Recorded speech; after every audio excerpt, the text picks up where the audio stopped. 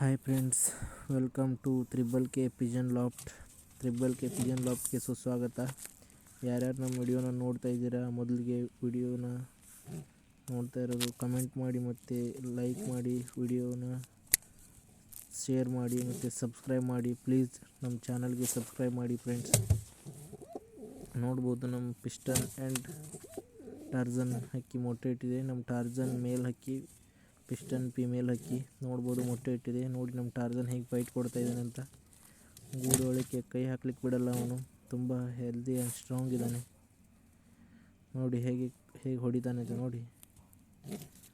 ಒಂಚೂರು ಕೂಡ ಗೂಡು ಒಳಕ್ಕೆ ಕೈ ಹಾಕ್ಲಿಕ್ಕೆ ಬಿಡಲ್ಲ. ಆಲ್ರೆಡಿ ಒಂದು ಟೈಮ್ ನಾಯಿ ಕೂಡ ಇವನಿಗೆ ಬೈಟ್ ಮಾಡಿತ್ತು, ಆದರೂ ಕೂಡ ಇವಾಗ ಹೆಲ್ದಿ ಆಗಿದ್ದಾನೆ.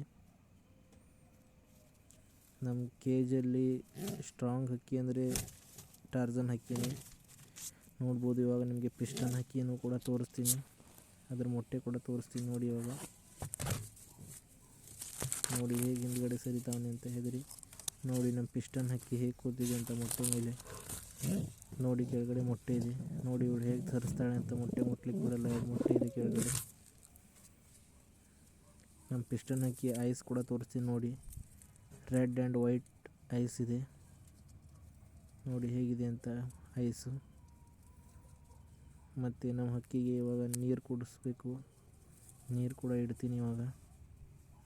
ನೋಡಿ ನೀರು ಹೇಗೆ ಕುಡಿಯುತ್ತೆ ಅಂತ. ಅದರಲ್ಲಿ ವಿಟಮಿನ್ಸ್ ಆ್ಯಂಡ್ ನಾವು ಬೆಲ್ಲದ ನೀರನ್ನ ಮಿಕ್ಸ್ ಮಾಡಿ ನೈಟ್ ಟೈಮಲ್ಲಿ ಕೊಡ್ತೀವಿ ಹಕ್ಕಿಗೆ, ಸ್ಟೆಮಿನಾ ಬರಲಿ ಅಂತ.